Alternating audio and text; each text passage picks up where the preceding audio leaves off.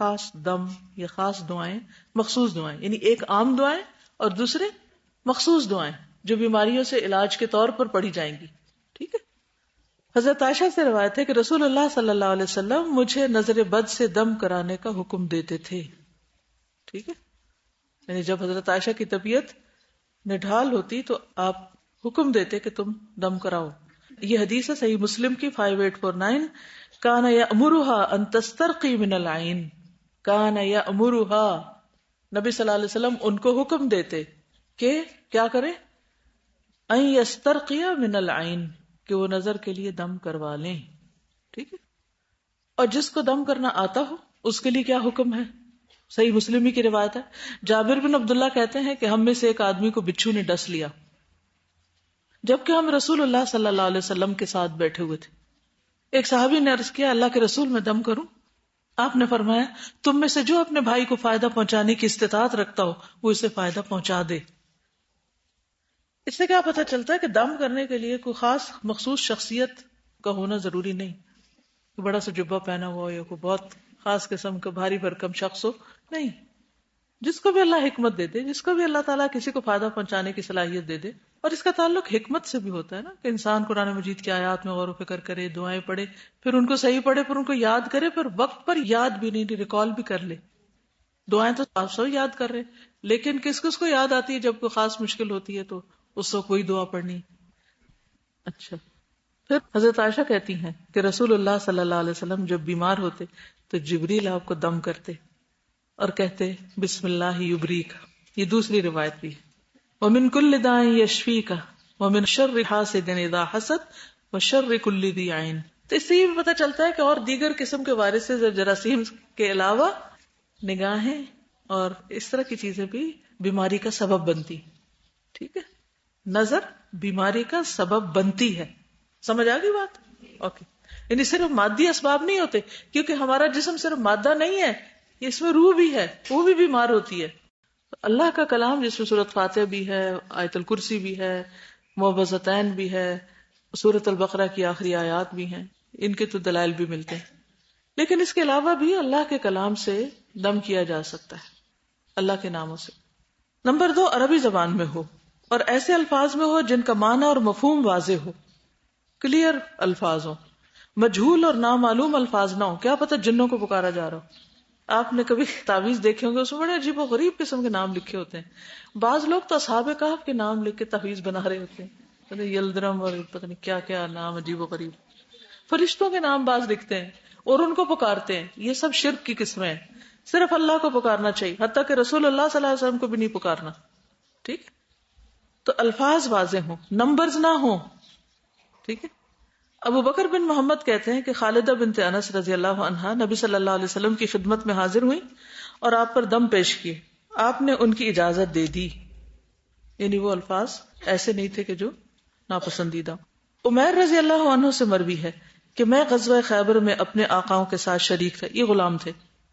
میں نے نبی صلی اللہ علیہ وسلم کے سامنے دم کے الفاظ پیش کیے جس سے میں زمانہ جاہلیت میں مجنونوں پہ دم کرتا تھا، مجنون پاگل لوگوں پہ. آپ نے فرمایا اس میں سے یہ کلمات نکال دو، باقی سے دم کر لیا کرو. تو اس سے کیا بات پتہ چلتی ہے کہ قرآن مجید کی کسی بھی آیت کو پڑھ کے دم کیا جا سکتا ہے.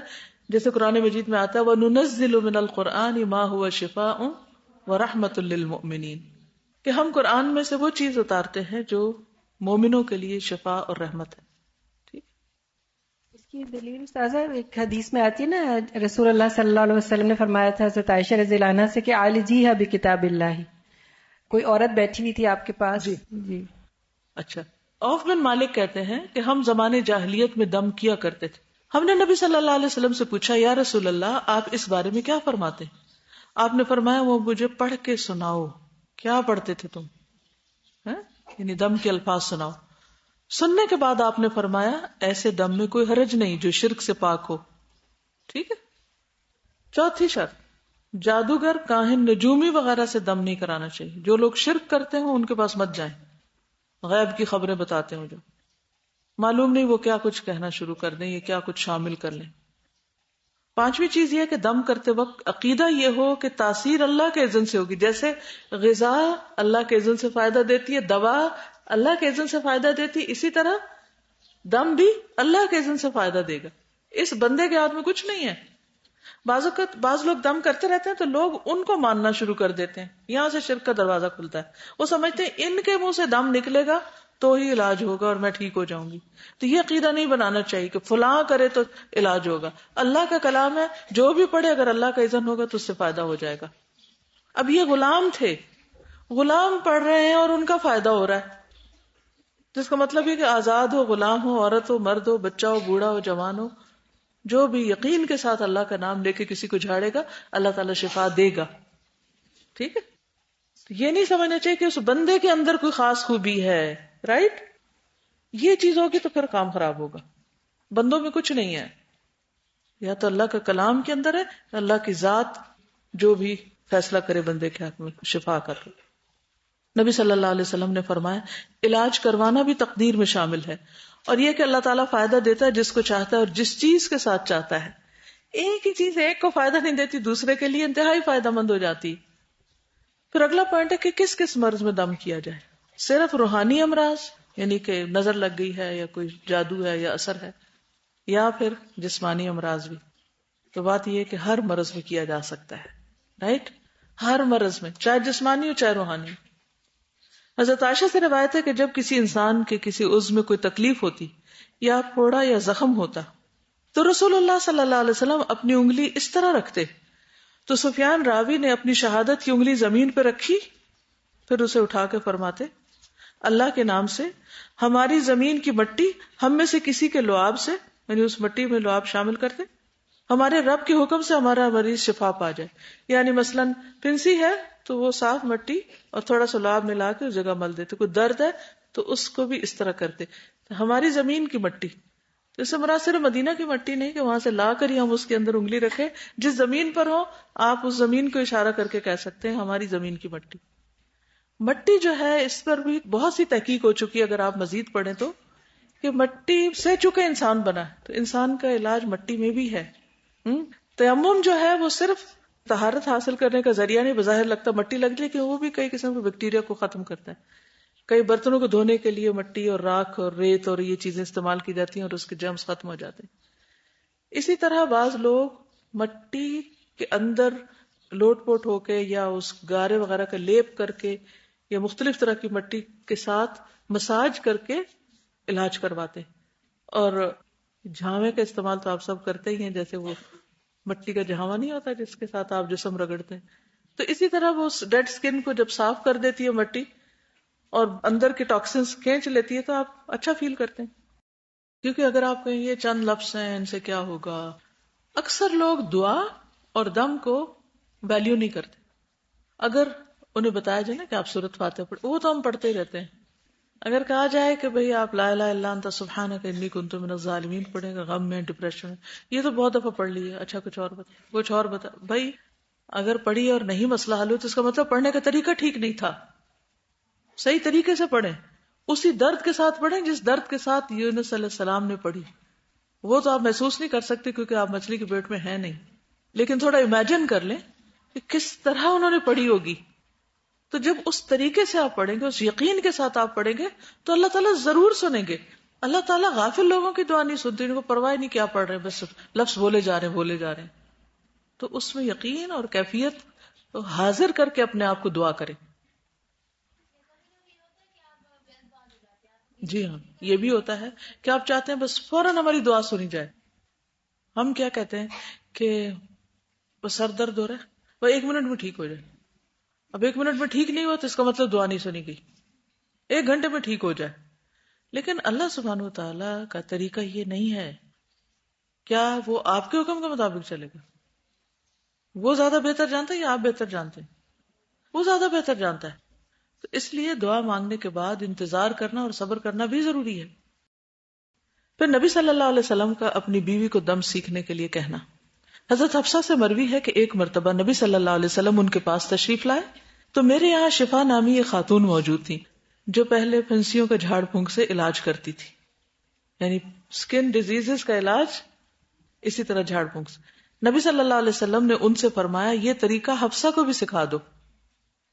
نملہ کا لفظ آتا ہے نا، تو خارش دار پھنسی ہوتی ہے جو جگہ بدلتی رہتی، کبھی ایک جگہ نکلی کبھی دوسری جگہ. تو انہوں نے ان کو کہا کہ اس کے علاج کا طریقہ سیکھ لو.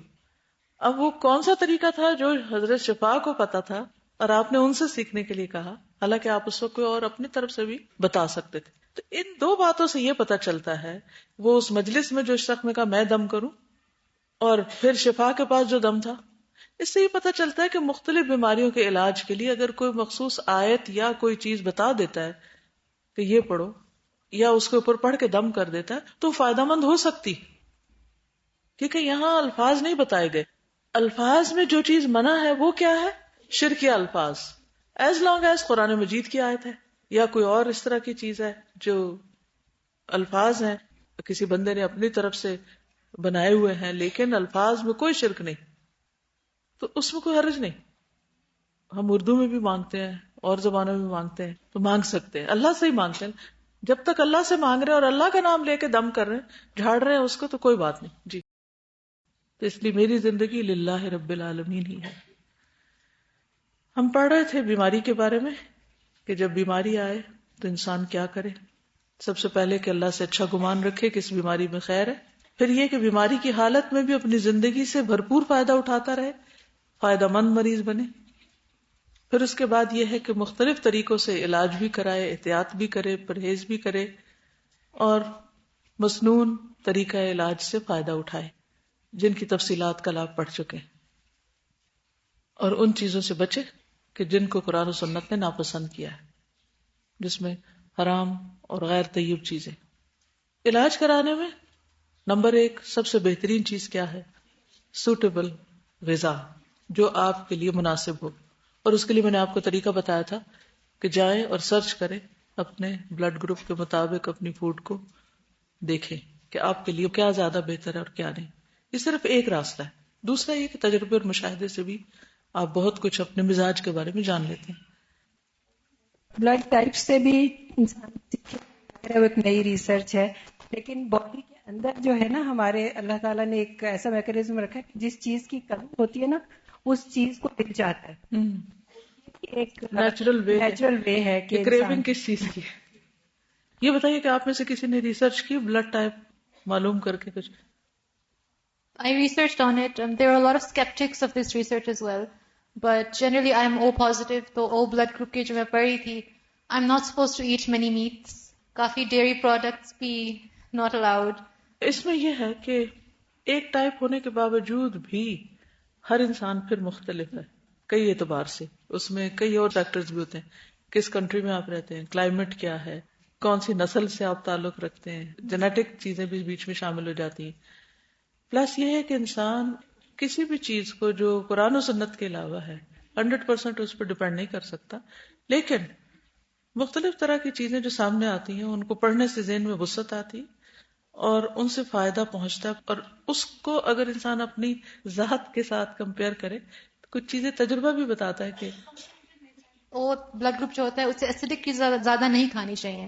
And I found that to be true with myself as well, کیونکہ نیچرلی اس میں زیادہ ایسیڈک ہوتا ہے. If you take more acidic things then that is more harmful to you.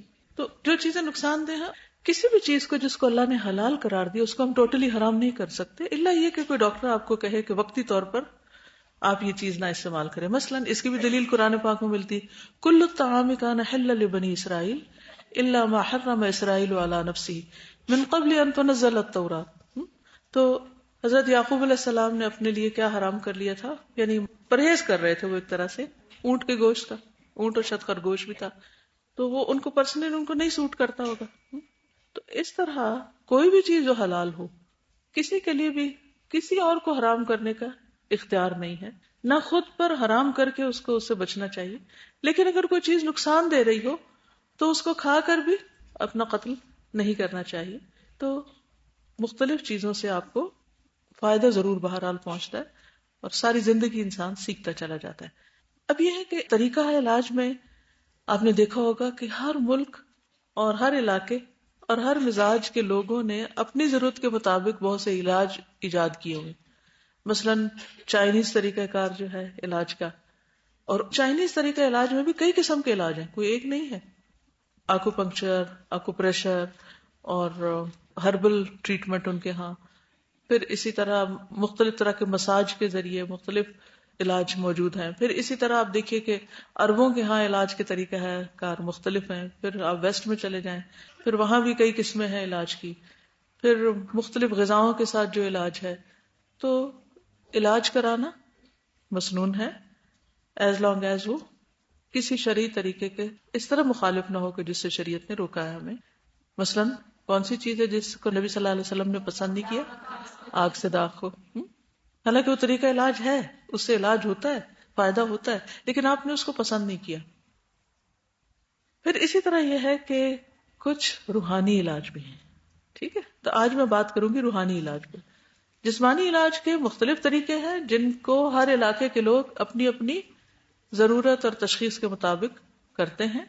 جہاں پر آپ ہوں وہاں آپ فائدہ اٹھائیں. علاج کرانا بھی مسنون ہے, کیونکہ اللہ سبحانہ و تعالیٰ نے کوئی مرض ایسی نہیں اتاری جس کا علاج نہ اتارو. یہ ہماری جہالت ہے کہ ہمیں پتہ نہ ہو. بلا وجہ خود کو بیمار رکھنا یہ اللہ کی نعمتوں کی ناقدری, اور اپنے جسم کا حق نہ دینا یہ بھی درست نہیں. تو اس کی اپنے طور پر بھرپور کوشش کرنی چاہیے, اور علاج کرانے کے لیے بھی نیت اچھی کرنی چاہیے. مثلا میں جب کوئی علاج کراتی ہوں تو میری نیت یہ ہوتی ہے کہ اللہ تعالیٰ تاکہ میں آپ کی عبادت کو زیادہ بہترین طریقے سے کر سکوں. اور میں یہ دعا بھی کرتی ہوں ربی اعنی علی ذکرک و شکرک و حسن عبادتک, کہ مثلا اگر میں فزیکلی فٹ ہوں تو میری نماز بہت اچھی ہو سکتی, ادروائز نماز میں کمی کوتاہی ہو جائے گی. آپ پراپر سجدہ نہیں کر سکتے, یا پراپر رکوع نہیں کر سکتے, یا پراپر جلسہ نہیں کر سکتے, یا لمبا قیام ہی نہیں کر سکتے, تو بہت بڑی خیر سے محروم ہے. نقص تو آ رہا ہے نا. تو ہمیں نیت بھی اچھی کرنی چاہیے اس میں کہ میں کیوں علاج کرانا چاہتی ہوں. لیکن اپنے آپ کو بیمار چھوڑ دینے میں کوئی خیر خوبی نہیں ہے. اور ضرورت دوا لی جائے لیکن بلا ضرورت نہ لی جائے, اور ہارمفل دوائیں نہ لی جائیں. بہرحال آج ہم بات کریں گے روحانی علاج پہ. روحانی علاج میں بیسیکلی قرآنی اور مسنون دعاؤں کے ذریعے علاج ہے. ٹھیک ہے, تو مختلف امراض میں قرآنی آیات اور مسنون دعاؤں سے دم کرنا فائدہ مند ہے. پہلی بات یہ ہے کہ انسان جب بیمار ہو تو اس کا یقین یہ ہو کہ مجھے شفا صرف اللہ دے گا, اور اسباب میں اس کے کہنے کے مطابق ہی استعمال کر رہی ہوں, تو اللہ پر توکل کرے. وَإِذَا مَرِضْتُ فَهُوَ يَشْفِينِ. ڈاکٹر سبب ہے, شافی نہیں ہے. شافی اللہ ہی کی ذات ہے. اسی لیے آپ نے دیکھو کہ مختلف حکیموں کے نسخوں کے اوپر لکھا ہوتا ہے هو الشافی. تو میں جب شروع بچپن میں پڑھا هو الشافی کیا چیز ہے نا, شافی کون ہے ذہن میں جاتا ہے, وہی الشافی شفا دینے والا ہے, تکلیف دور کرنے والا ہے. ورنہ سارے دنیا کے لوگ, ساری دنیا کے بیسٹ ڈاکٹرز بھی مل کر اگر آپ کو شفا دینا چاہیں نہیں دے سکتے, وہ صرف اللہ کے ہاتھ. اور یہی ہمارا یقین ہونا چاہیے. حضرت ایوب علیہ السلام نے جب ان کو تکلیف ہوئی تھی تو کیا کیا تھا, اللہ ہی کو پکارا تھا. وَأَيُّوبَ إِذْ نَادَىٰ رَبَّهُ أَنِّي مَسَّنِيَ الضُّرُّ وَأَنْتَ أَرْحَمُ الرَّاحِمِينَ. یہ تکلیف جسمانی بھی ہو سکتی ہے, روحانی بھی ہو سکتی, دونوں میں آپ یہ پڑھ سکتے. بأساء ضراء انی مسنی الضر وانت ارحم الراحمین. اور حقیقت یہ ہے کہ اللہ نے ہمیں ہر طرح کی رہنمائی دی ہے, تو ہم اللہ پہ بھروسہ کیوں نہ کریں. وما لنا الا نتوکل علی اللہ وقد ہدانا سبلنا. ہمیں کیا ہے کہ ہم اللہ پہ بھروسہ نہ کریں, حالانکہ اسی نے ہمیں ہدایت کی راہیں دکھائی ہیں, ہر چیز کا راستہ اس نے کھولا ہے, تو توکل بھی اسی پہ کریں گے. پھر دعا سے علاج, یعنی انسان دم بھی کرے لیکن دعا بھی کرے, خود بھی کرے دوسرے لوگ بھی کرے. اور اس پر بھی بہت ریسرچ ہو چکی ہے کہ کس طرح وہ مریض جن کے لیے دعا کی جاتی ہے وہ جلدی صحت یاب ہو جاتے ہیں بنسبت اس کے کہ جن کے لیے دعا نہیں ہوتی. باقاعدہ اس پہ تجربے کیے گئے. ریڈرز ڈائجسٹ میں ایک آرٹیکل آیا تھا کافی سال پہلے. ایک قبیلے کے آدمی نے بتایا کہ وہ کہتے ہیں کہ میں نے پوچھا, یہ مسند احمد کی روایت ہے, کہ اے اللہ کے رسول صلی اللہ علیہ وسلم آپ کن چیزوں کی دعوت دیتے ہیں, آپ کی تبلیغ کیا ہے؟ آپ نے فرمایا میں اس اللہ کی طرف دعوت دیتا ہوں جو ایک ہے, وہ اللہ کہ جب تم پر کوئی مصیبت آتی اور تم اسے پکارتے ہو تو وہ تمہاری مصیبت دور کرتا ہے. جب تم کسی بیابان اور جنگل میں راستہ بھول جاؤ اور اس سے دعا کرو تو وہ تمہیں واپس پہنچا دیتا ہے. یعنی ایک دیہاتی ہے, ایک معمولی سمجھ کا آدمی ہے, تو آپ صلی اللہ علیہ وسلم کس طرح اللہ تعالیٰ کی پہچان کروا رہے ہیں کہ کون ہے. جیسے بچے پوچھتے نا اللہ تعالیٰ کون, تو اس قسم کے طریقے سے مثالوں سے بچوں کو سمجھایا جا سکتا ہے. جب تم قحط سالی میں مبتلا ہوتے ہو اور اس سے دعا کرتے ہو تو وہ پیداوار ظاہر کر دیتا ہے. اب آپ دیکھیں کہ بدو یا ایک صحرا میں رہنے والا جو ہے اس کو صحرا میں راستے گم ہونے کا مسئلہ ہے, اس کو خشک سالی کا پرابلم ہے, اس کو مختلف طرح کے مصائب کی بات ہے جو ہر انسان ایکسپیرینس کرتا ہے. تو اس سے یہ حکمت بھی پتہ چلتی ہے کہ ہر شخص کے لیے اللہ تعالیٰ کا تعارف کرانے کا طریقہ مختلف ہوگا. مثلاً اگر آپ ایک سائنٹسٹ سے بات کرتے ہیں تو آپ اس سے ایک اور طرح بات کریں گے, ایک بچے سے کرتے ہیں اور طرح کریں گے, ایک بیمار سے کرتے ہیں اور طرح کریں گے, ایک مالدار سے کرتے ہیں اور طرح کریں گے. رسول اللہ صلی اللہ علیہ وسلم نے فرمایا دعا اس مصیبت کے لیے بھی فائدہ مند ہے جو نازل ہو چکی اور اس کے لیے بھی جو ابھی نازل نہیں ہوئی. لہٰذا اے اللہ کے بندو دعا لازم پکڑو. جو بیماری آ چکی اور جو نہیں آئی دونوں کے لیے دعائیں کریں کہ اللہ تعالیٰ تو ہمیں اپنی عافیت میں رکھ, اور جو آ چکی ہے اس کو دور کر دے, کیونکہ دعا سے تقدیر بھی پلٹ جاتی ہے. حدیث میں آتا ہے لا یرد القضاء الا الدعاء. رسول اللہ صلی اللہ علیہ وسلم نے فرمایا صرف دعا ہی تقدیر بدلتی. اور جب انسان اللہ سے مایوس ہونے لگتا ہے اور دعا نہیں کرتا تو اللہ تعالیٰ اس سے ناراض ہوتا ہے. آپ صلی اللہ علیہ وسلم نے فرمایا لوگوں میں سب سے زیادہ عاجز وہ ہے جو دعا کرنے سے عاجز ہے, جو دعا نہیں مانگتا. تو دو چیزیں آ گئی, ایک یہ کہ دعا کرنی اپنے لیے بھی دوسرے مریضوں کے لیے بھی, اور دوسرے توحید کا سبق. یہ ہمیں قرآن مجید سے بھی ملتا ہے, سنت رسول صلی اللہ علیہ وسلم سے بھی ملتا ہے, صحابہ کرام کی عملی زندگیوں سے بھی ملتا ہے, اور اس کے ساتھ ساتھ انسان کے اوپر گزرنے والے حالات اور واقعات بھی اسے یہ سبق سکھاتے ہیں, جن میں ایک رخ تو نعمتوں کا ملنا ہے. جب انسان پر اللہ سبحانہ و تعالی کی نعمتیں عام ہوتی ہیں وہ تو ہیں ہی, لیکن جب انسان کی آنکھ ان کے لیے کھلتی ہے کہ مجھے اتنا کچھ ملا ہوا ہے تو اس کے اندر سب سے زیادہ اللہ تعالیٰ کی شکر گزاری پیدا ہوتی ہے. دوسری طرف انسان پر آنے والی تکلیفات, جب ان تکلیفات میں انسان اپنے رب کو پکارتا ہے اور اس کی دعائیں قبول ہوتی یا اس کی مشکلات آسان ہوتی, یا جب انسانوں کی طرف سے بے بسی اور عاجزی سمجھ میں آتی کہ انسان میرے لیے کچھ نہیں کر سکتے, یہ رب ہی ہے جو میری مشکل دور کرے گا, خواہ وہ بیماری ہو خواہ وہ کوئی اور تکلیف یا پریشانی ہو, تو اس سے بھی یہ سبق ملتا ہے کہ لا شریک لہ, اس کا کوئی شریک نہیں. ہم یہ سمجھتے ہیں کہ صرف کتاب پڑھ لینے سے ہمیں یہ بات پتہ چل جائے گی, یا ہمارے پیرنٹس ہمیں بتا دیں گے کہ لا شریک لہ, یا یہ کہہ دینا کہ لا الہ الا اللہ بس کافی ہے, شرک سے بیزاری ہو گئی. لیکن یہ کہہ دینے کے باوجود بھی انسان بارہا زندگی میں غلطی کرتا ہے, اور اللہ سبحانہ وتعالیٰ کے سکھانے کے طریقے مختلف ہیں. ان میں سے ایک تو کتاب کے ذریعے, پیغمبر کے ذریعے, مختلف واقعات تاریخ کے ذریعے, اور دوسرے ذاتی تجربات کے ذریعے. جو انسان کا تعلق اللہ تعالیٰ سے بڑھتا جاتا ہے تو اسے واقعی یقین آتا جاتا ہے کہ لا شریک لہ, اس کا کوئی شریک نہیں. اور یہ صرف اسی وقت ہوتا ہے کہ جب انسان کا عمل اللہ کے لیے خالص ہو جاتا ہے, پھر اس کے دل سے کسی کو کچھ دکھانے کی خواہش بھی جاتی رہتی کہ کوئی اس کا کام دیکھے, کسی انسان سے اپریسیشن کی بھی خواہش جاتی رہتی کہ کوئی میرا شکریہ ادا کرے یا میری تعریف کرے. کسی انسان سے صلے کی توقع بھی نہیں رہتی کہ کوئی اس کو کچھ دے, یعنی صرف تعریف نہیں بلکہ کوئی اور مادی فائدہ پہنچائے, کیونکہ اس کو یقین ہوتا ہے کہ میرا رب ہے, وہ ٹیک کیئر کر لے گا. تو یہ کہنا تو آسان ہے کہ قل ان صلاتی ونسکی ومحیای ومماتی للہ رب العالمین, لیکن اس کی عملی تصویر بننا, عمل سے ظاہر کرنا کہ لا شریک لہ وبذالک امرت وانا اول المسلمین, اور اس کے فیصلوں کے آگے سر تسلیم خم کر دینا, یہ انسان کو اس دنیا میں بھی جینے کا لطف دیتا ہے. ایسے ہی لوگوں کے لیے موت کے وقت بھی ایک خاص لطف ہے. ان کی موت بھی اللہ سے ملاقات کے شوق میں اور زیادہ خوبصورت بن جاتی ہے, اور حقیقی معنوں میں اسی وقت ومماتی للہ رب العالمین ہوتا ہے کہ انسان مرنا بھی چاہتا ہے تو اللہ کے نام پر, اور مر کے کیا وہ چاہتا ہے کہ اللہ سے ملاقات ہو جائے. وہ مرنے کا انتظار بھی کیوں کرتا ہے کہ یہ اللہ سے ملاقات کا ذریعہ ہے, اور پھر مرنے کے بعد کی زندگی بھی اس کے لیے پرامن ہو جاتی جب وہ حقیقی معنوں میں لا شریک لہ کہتا ہے. تو ہماری زندگی کا ٹارگٹ کیا ہونا چاہیے؟ ہمارے جینے اور مرنے کے سارے کام صرف زبان کی حد تک نہیں, واقعی اللہ کے لیے ہو جانے چاہیے.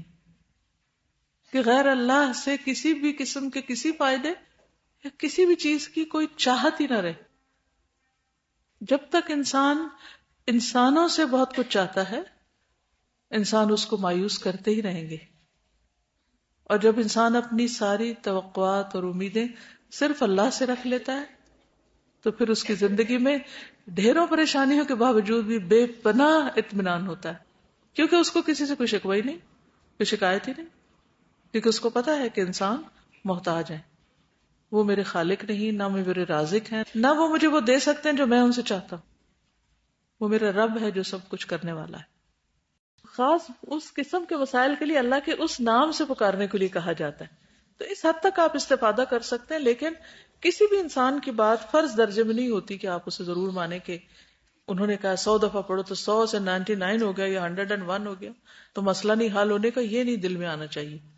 آپ 1000 دفعہ پڑھیں, انگنت پڑھیں, بلکہ میں تو ہمیشہ کہتی ہوں کہ تھوڑی دیر بھی پڑھو, یکسوئی سے پڑھو, جتنا چاہے پڑھو. لیکن اصل میں لوگ بہت تنگ کرتے ہیں, اچھا کتنی دفعہ, تو پھر وہ جو بتانے والے ہوتے ہیں وہ کچھ نہ کوئی نمبر اپنے پاس سے بتا ہی دیتے ہیں تاکہ ان کی جان چھوٹے کہ بھائی کچھ تو کریں جا کے, ورنہ وہ کرتے نہیں ہیں. لوگوں کا ایک انہوں نے نمبر یا تعداد باندھ لی اپنے پاس سے, یہ باندھنی نہیں چاہیے, الا یہ کہ سنت سے ثابت ہو کہ 33 بار سبحان اللہ اور 33 بار الحمدللہ اور 33 بار اللہ اکبر اور 34ویں بار فلاں چیز پڑھی جائے, وہ تو ہم ایسے ہی کریں گے. یا 100 بار لا الہ الا اللہ وحدہ لا شریک لہ, تو ویسے ہی کریں گے جیسے نبی صلی اللہ علیہ وسلم نے بتایا.